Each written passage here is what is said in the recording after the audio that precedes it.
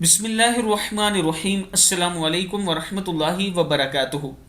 عابد راجہ channel کی طرف سے آج میں اپنے دوستوں کو رسول اللہ صلی اللہ علیہ وآلہ وسلم کا ایک فرمان بتاؤں گا۔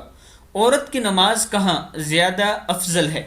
حضرت عبداللہ بن مسعود رضی اللہ تعالیٰ عنہ فرماتے ہیں کہ نبی اکرم صلی اللہ علیہ وآلہ وسلم نے فرمایا، عورت کی نماز اپنے گھر کے صحن کے بجائے کمرے کے اندر زیادہ افضل ہے اور کمرے کے بجائے کوٹھڑی میں زیادہ افضل ہے۔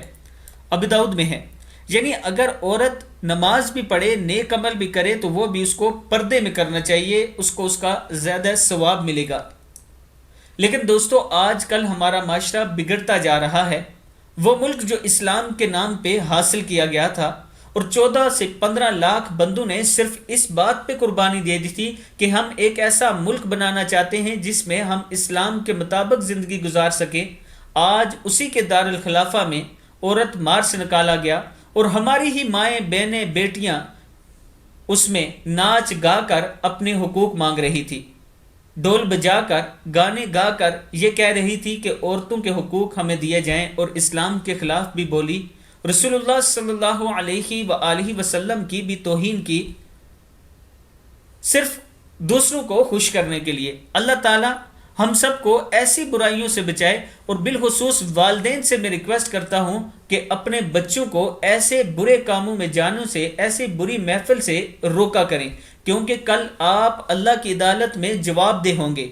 اسلام ایک مکمل مذہب ہے، اور سورہ نساء صرف عورتوں کے حقوق کے لیے نازل کی گئی ہے قرآن مجید میں۔ آپ کے بچوں کو اگر کوئی ڈاؤٹ ہے، کوئی مسئلہ ہے آپ کی بیٹیوں کو، تو انہیں قرآن پاک کی سورہ نساء کھول کر بتائیں اور کہیں کہ اس کا ترجمہ پڑھ لیا کرو، اس کا ترجمہ پڑھ لیا کرو، اور احادیث جو عورتوں کے حقوق کے لیے بیان کی گئی ہیں وہ انہیں سنایا کریں۔ دوستو، ایسا نہ ہو کہ آج آپ جو اپنی اولاد سے لاڈ پیار کر رہے ہیں، اگر وہ کہہ رہی ہیں کہ ہم عورت مارچ میں جا رہے ہیں تو آپ یہ کہیں کہ ہم نے اپنے بچوں کو آزادی دی ہے، تو کل یہ آپ کے گلے کا پھندا بن جائے گی، اس لیے کہ اللہ کے سامنے جا کے ہم جواب نہیں دے سکیں گے۔ عورت مارچ میں کیا ہوا یہ آپ سب بخوبی جانتے ہیں۔ اللہ تعالی ہم سب کو ایسی برائیوں سے بچائے، اور وہ لوگ جو عورت مارچ میں شریک ہوئے تھے، اللہ تعالیٰ انہیں بھی ہدایت دے۔ آپ سب اور ہم مل کر یہ دعا کرتے ہیں، شاید کسی کی دعا قبول ہو جائے۔ السلام علیکم ورحمۃ اللہ وبرکاتہ۔